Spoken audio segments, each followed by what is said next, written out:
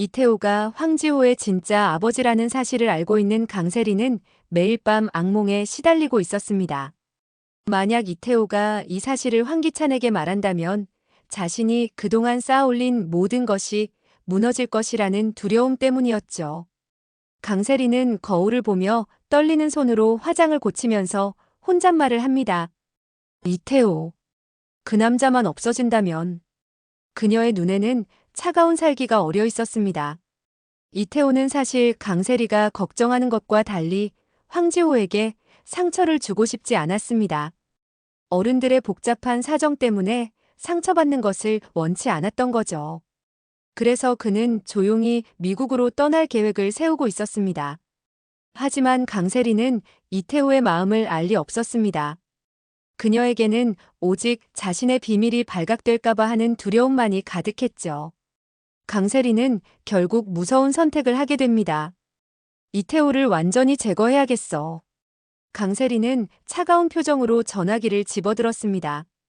어느 날 밤 강세리는 은밀한 장소에서 정체를 알 수 없는 누군가와 전화통화를 하고 있었습니다. 그녀의 목소리는 평소와 달리 냉정하고 단호했습니다. 이태호라는 남자를 아시죠? 그 남자를 처리해주세요. 강세리의 음성이 밤 공기를 가르며 울려 퍼졌습니다. 전화 너머에서는 남자의 굵직한 목소리가 들려왔습니다. 교통사고로 위장하면 되겠군요. 언제까지 처리하면 되죠? 빠를수록 좋아요. 내일이라도. 강세리는 손톱을 물어뜯으며 초조하게 대답했습니다. 대신 비용이 만만치 않을 텐데요. 돈은 문제 없어요. 중요한 건 완벽하게 처리되는 거예요. 절대 들키면 안 돼요. 강세리의 목소리에는 절박함이 묻어 있었습니다. 알겠습니다. 내일 오후 3시경 이태호가 자주 다니는 강남대로에서 사고가 일어날 겁니다. 강세리는 전화를 끊고 나서도 한동안 그 자리에 서 있었습니다. 자신이 방금 무슨 일을 저질렀는지 실감이 나지 않았던 거죠. 하지만 이내 그녀는 고개를 흔들며 자신을 다독였습니다. 이건 모두 내 가족을 지키기 위한 거야. 황지호를 지키기 위한 거라고. 그런데 운명의 장난인지 바로 그 순간 근처에서 강재인과 김도윤이 강세리의 통화를 듣게 되었습니다. 그들은 원래 다른 용무로 그 근처에 왔다가 우연히 강세리를 발견한 것이었죠. 김도윤은 강재인의 손을 잡고 조용히 속삭였습니다. 재인 씨, 저 여자 뭔가 이상해요. 조용히 들어보죠. 강재인은 가슴이 두근거렸습니다. 강세리가 무슨 일을 꾸미고 있는 건지 궁금했거든요. 두 사람은 조심스럽게 강세리 근처로 다가가서 그녀의 통화 내용을 엿들었습니다. 강세리의 목소리가 점점 또렷하게 들려오기 시작했습니다. 이태호를 교통사고로 위장해서. 강재인은 깜짝 놀라 김도윤을 바라봤습니다. 김도윤 역시 믿을 수 없다는 표정이었죠. 강세리가 살인을 계획하고 있다는 것을 두 사람은 동시에 깨달았습니다. 김도윤은 재빨리 휴대폰을 꺼내서 녹음 기능을 켰습니다. 이 중요한 증거를 놓칠 수는 없었거든요. 긴급한 증거 수집과 이태호에게의 경고.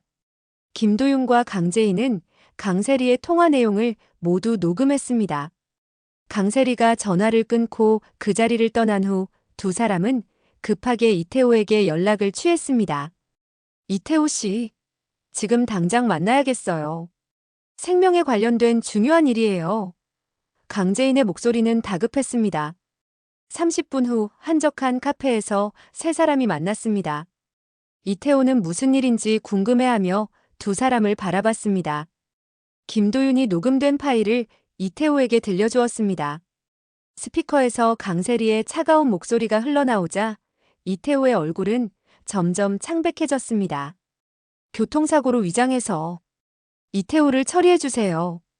이태호는 충격에 빠져 한동안 말을 하지 못했습니다.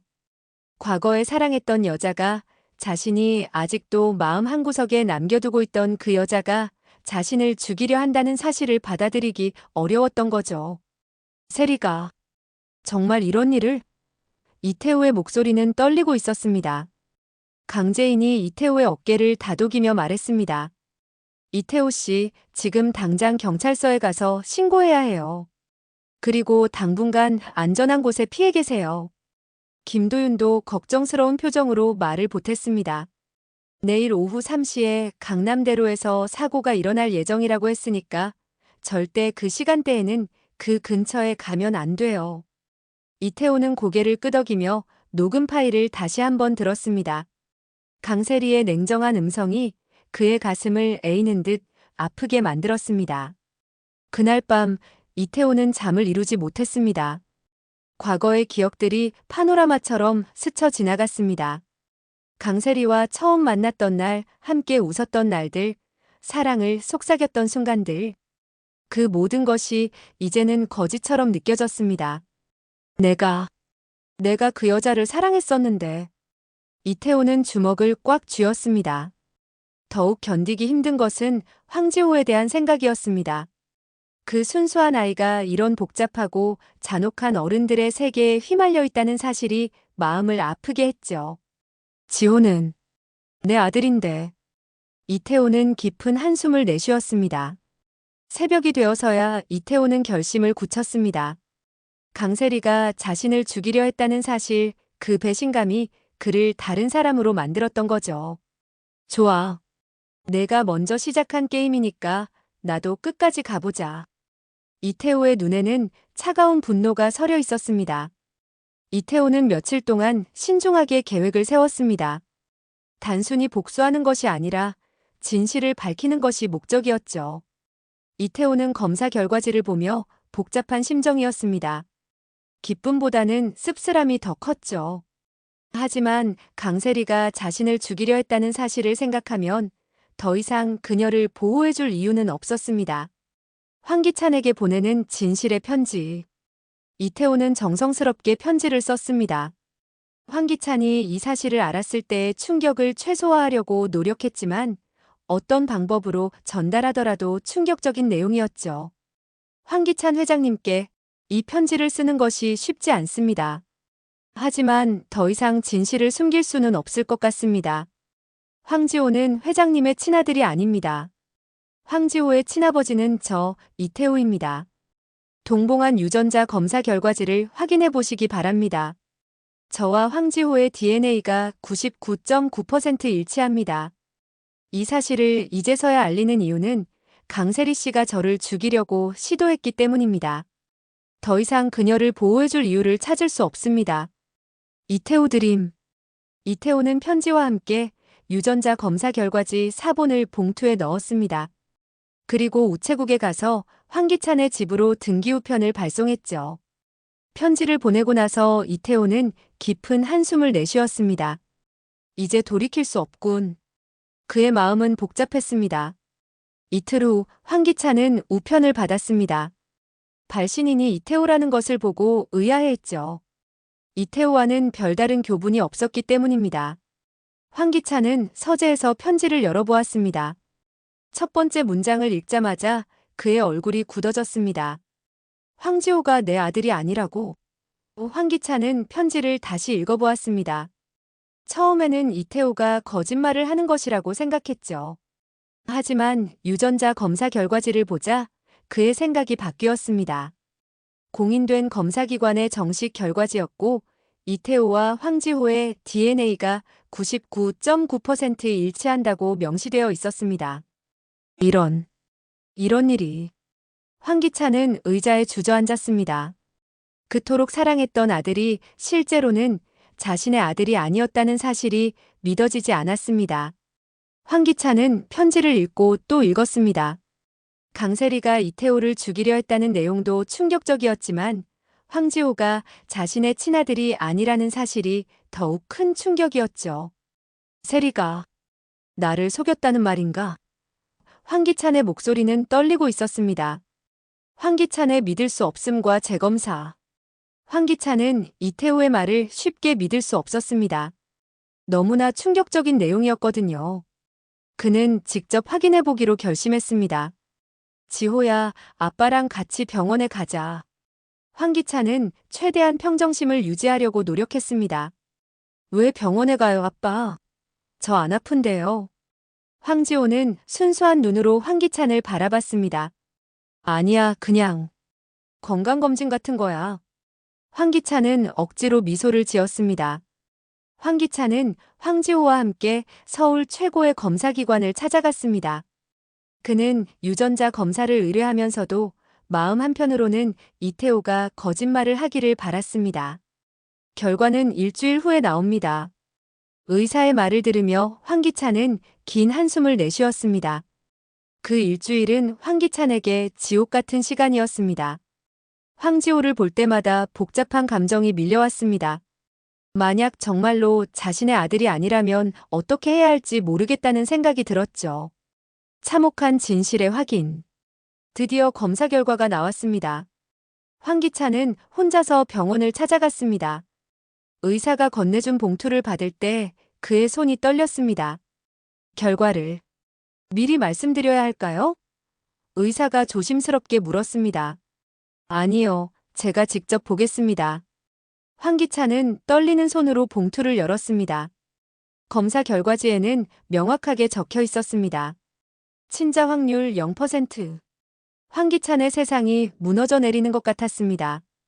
그는 결과지를 놓치고 바닥에 주저앉았습니다. 으악! 황기찬의 절규가 병원 복도에 울려 퍼졌습니다.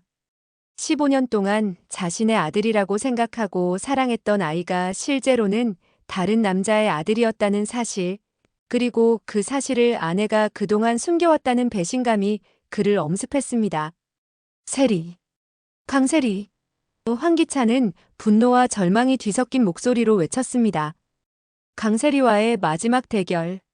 황기찬은 집으로 돌아가서 강세리를 기다렸습니다. 검사 결과지를 손에 쥔 채 서재에 앉아있는 그의 모습은 마치 복수의 화신 같았습니다. 저녁 때 강세리가 집에 돌아왔습니다. 평소와 다름없는 모습이었죠. 그녀는 황기찬이 서재에서 자신을 기다리고 있다는 것을 모르고 있었습니다. 여보, 왜 이렇게 어두운 곳에 앉아 있어요? 강세리가 서재 문을 열며 말했습니다. 황기찬은 천천히 고개를 들어 강세리를 바라봤습니다. 그의 눈에는 차가운 분노가 서려 있었습니다.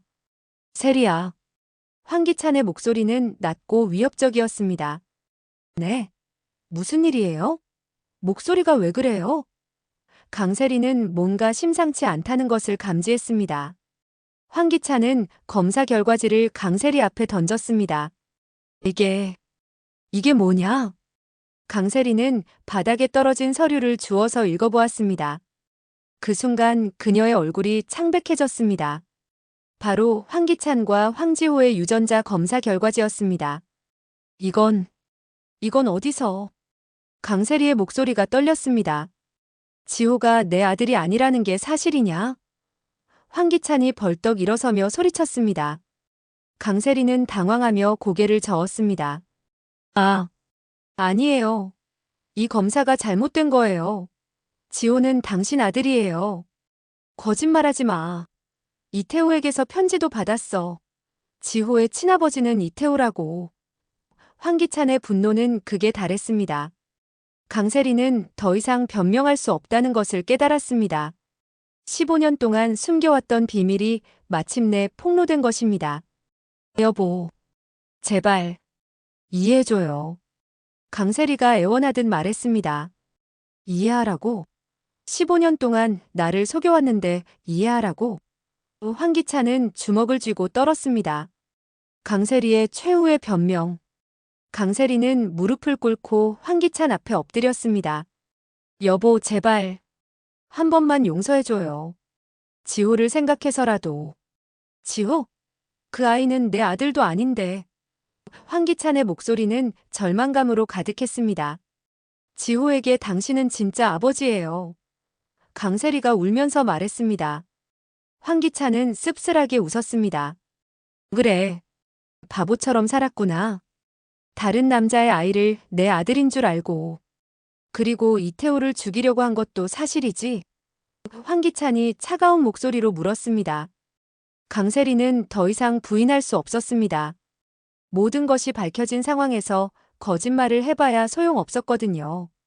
그건 우리 가족을 지키기 위해서였어요. 강세리의 변명은 공허하게 들렸습니다. 가족? 우리가 언제부터 가족이었나? 황기찬은 비웃듯이 말했습니다. 이 사건 이후 황기찬의 삶은 급속도로 무너져 내렸습니다. 강세리는 살인 교사 혐의로 체포되었고 황기찬은 회사에서도 큰 타격을 받았습니다. YL그룹의 주주들과 이사진들은 황기찬의 개인적인 스캔들이 회사 이미지에 미치는 영향을 우려했습니다.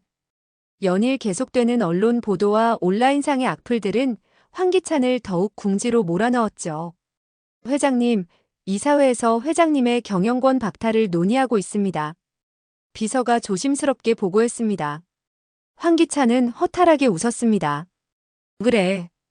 이제 끝이구나. 회사의 주가는 연일 하락했고 주요 거래처들은 계약을 해지했습니다. 황기찬이 그동안 쌓아올린 모든 것이 하루아침에 무너져 내렸습니다. 강세리의 재판과 처벌.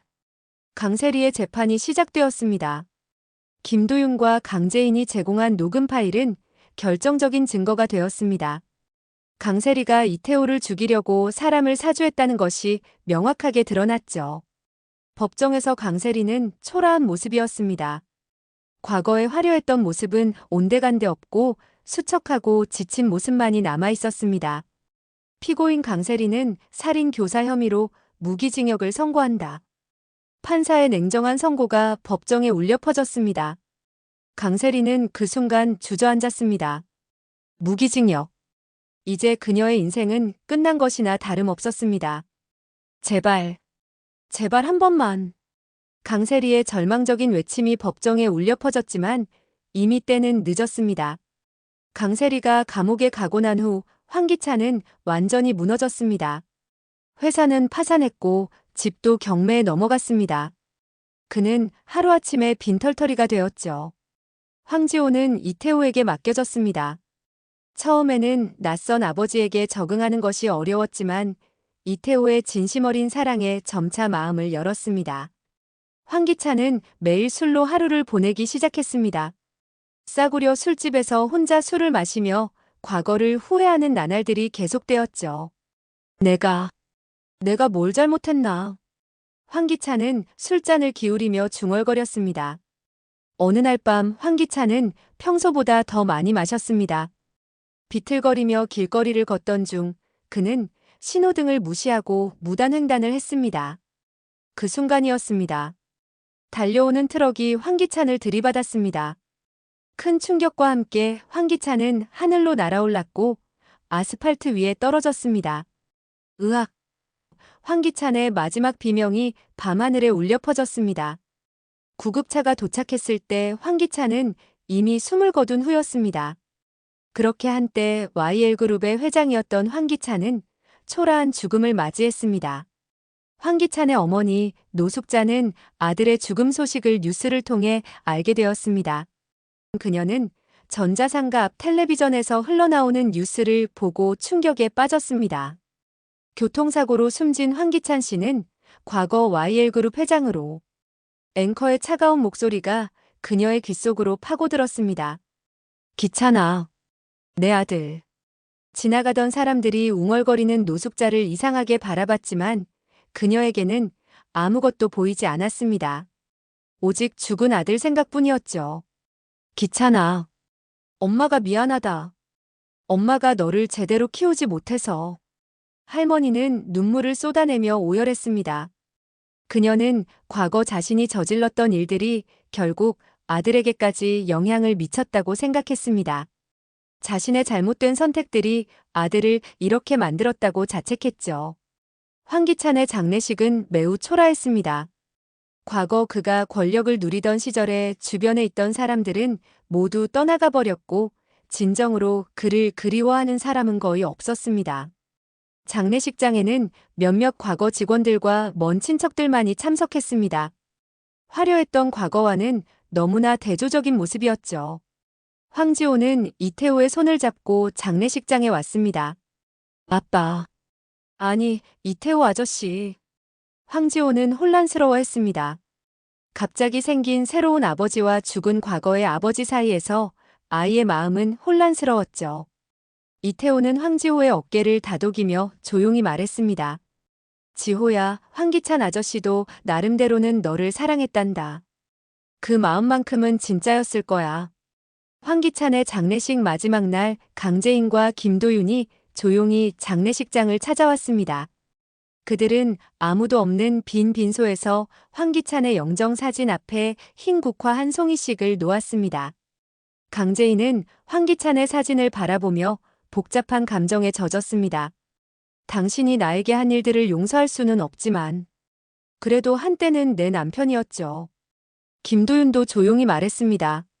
재인 씨의 인생을 망가뜨린 사람이지만 이렇게 쓸쓸하게 죽어가는 모습을 보니 인간이 얼마나 덧없는 존재인지 느끼게 됩니다. 두 사람은 잠시 묵념을 올린 후 조용히 장례식장을 떠났습니다. 복수는 끝났지만 그들의 마음에는 묘한 허무감이 남아 있었습니다. 이제 정말 끝났네요. 강재인이 한숨을 내쉬며 말했습니다. 네, 이제 새로운 시작이에요. 김도윤이 강재인의 손을 잡으며 다독였습니다. 강세리가 수감된 지 몇 달 후 이태호는 그녀를 면회하러 교도소를 찾았습니다. 한때 사랑했던 여인의 마지막 모습을 보고 싶었던 것일까요? 교도소 면회실은 차가운 분위기였습니다. 강화유리 너머로 강세리가 나타났을 때 이태호는 깜짝 놀랐습니다. 과거의 아름답고 화려했던 모습은 온데간데 없고 수척하고 초라한 모습만이 남아 있었습니다. 강세리는 이태호를 보자 눈물을 흘렸습니다. 태호, 정말 미안해. 지금 와서 미안하다고 하는 게 무슨 소용이야? 이태호의 목소리는 차갑지만 어딘가 애잔함이 묻어 있었습니다. 나를 정말 죽이려고 했던 거야? 이태호가 직접적으로 물었습니다. 강세리는 고개를 숙이며 조용히 대답했습니다. 그때는 정말 절망적이었어. 모든 걸 잃을까봐 두려웠어.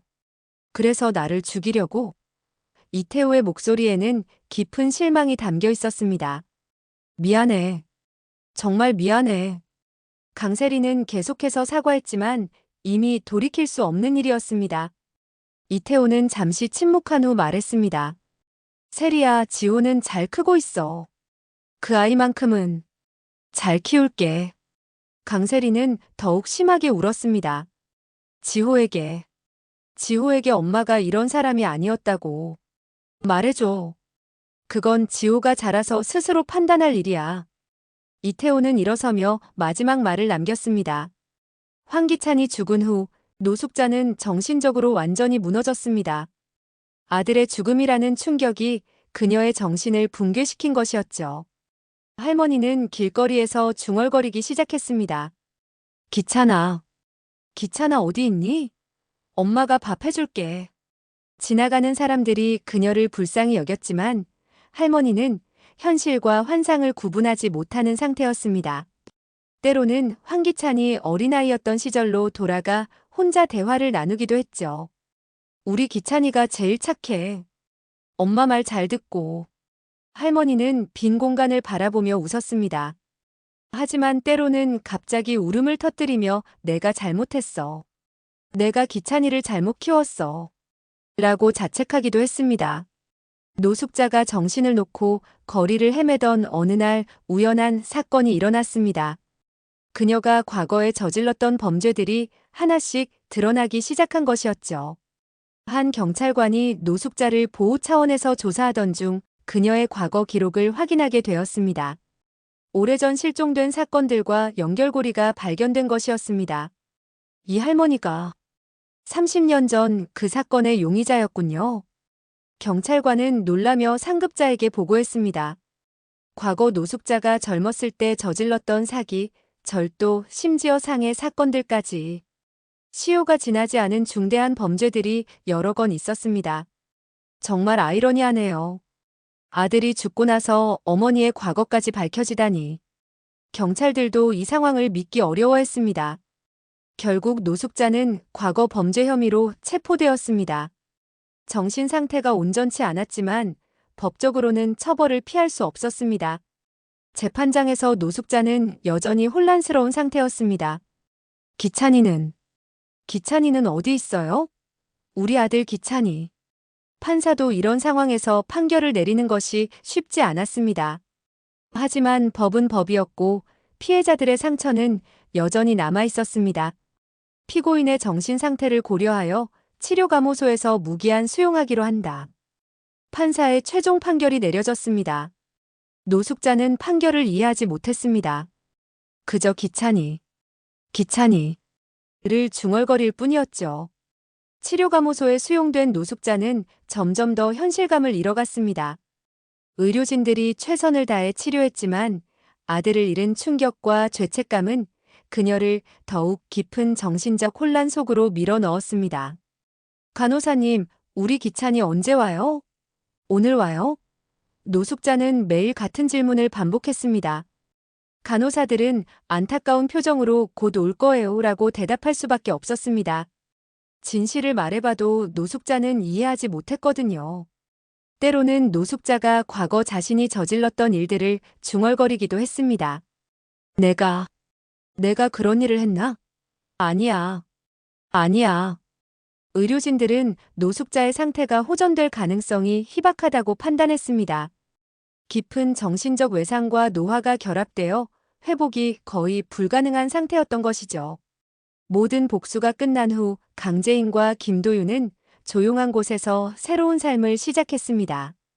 과거의 아픔들을 뒤로하고 진정한 사랑을 키워나가기 시작한 것이었죠. 정말 모든 게 끝난 걸까요? 강재인이 김도윤의 품에 안기며 물었습니다. 네, 이제 우리만의 시간이에요. 김도윤은 강재인의 머리를 쓰다듬으며 대답했습니다. 두 사람은 서로의 상처를 보듬어주며 천천히 치유해 나갔습니다. 이태호는 황지호와 함께 새로운 삶을 시작했습니다. 처음에는 어색했던 부자 관계도 시간이 지나면서 점점 자연스러워졌습니다. 아빠, 진짜 아빠는 왜 이제야 나타난 거예요? 황지호가 순진한 표정으로 물었습니다. 이태호는 아이에게 상처를 주지 않으려고 조심스럽게 대답했습니다. 아빠도 지호를 많이 보고 싶었는데 어른들의 복잡한 사정 때문에 늦어졌단다. 그럼 이제 계속 함께 있을 거죠? 황지호의 눈에는 희망이 가득했습니다. 그럼 아빠가 지호를 떠나지 않을 거야. 이태호는 아들을 꽉 안아주었습니다. 강세리는 무기징역을 받고 여자 교도소에서 복역하고 있었습니다. 과거에 화려했던 삶과는 정반대의 현실 앞에서 그녀는 매일 후회의 눈물을 흘렸습니다. 감방에서 그녀는 자신의 일기장에 적었습니다. 모든 게 내 욕심 때문이었어. 동료 수감자들은 강세리의 과거 이야기를 들으며 혀를 찼습니다. 사랑하는 사람을 죽이려 했다니. 정말 무서운 여자네. 강세리는 며느객도 거의 없는 외로운 나날을 보냈습니다. 가끔 변호사가 오는 것이 전부였고 가족이나 친구들은 모두 그녀를 외면했습니다. 이 사건은 사회적으로 큰 파장을 일으켰습니다. 한때 상류층의 화려한 삶을 살던 사람들의 몰락이 대중들에게 큰 관심을 끌었죠. 역시 돈과 권력이 전부가 아니구나. 사람들은 이 사건을 보며 교훈을 얻었습니다. 온라인 커뮤니티에서는 연일 이 사건에 대한 토론이 벌어졌습니다. 강세리가 너무 욕심이 많았어. 황기찬도 결국 자신이 한 일의 대가를 받은 거야 등의 댓글들이 쏟아졌습니다. 하지만 일부에서는 황지호를 걱정하는 목소리도 나왔습니다. 강재인과 김도윤은 조용한 결혼식을 올렸습니다. 화려하지는 않았지만 진심이 담긴 따뜻한 결혼식이었죠. 이제 정말 행복하게 살 수 있을 것 같아요. 강재인은 웨딩드레스를 입고 거울을 보며 미소 지었습니다. 김도윤도 행복한 표정으로 대답했습니다. 앞으로 평범하지만 행복한 삶을 살아가요. 결혼식에는 몇몇 가까운 지인들만 참석했습니다. 몇 년 후 모든 사건이 완전히 정리되었습니다. 강재인과 김도윤은 작은 카페를 운영하며 평범하고 행복한 삶을 살고 있었습니다. 이태호는 황지호와 함께 미국으로 이주해서 새로운 삶을 시작했습니다. 황지호는 건강하고 밝은 아이로 자라고 있었죠. 강세리는 여전히 교도소에서 복역 중이었습니다. 가끔 종교 활동에 참여하며 자신의 죄를 뉘우치고 있었지만 이미 너무 늦어버린 후회였습니다. 노숙자는 치료감호소에서 세상을 떠났습니다. 마지막까지도 귀찮아. 를 부르며 숨을 거두었다고 합니다. YL그룹은 다른 기업에 인수되어 새로운 이름으로 재탄생했습니다. 과거 황기찬의 흔적은 완전히 사라졌죠. 다음 영상에서는 또 다른 흥미진진한 드라마 이야기로 찾아뵙겠습니다.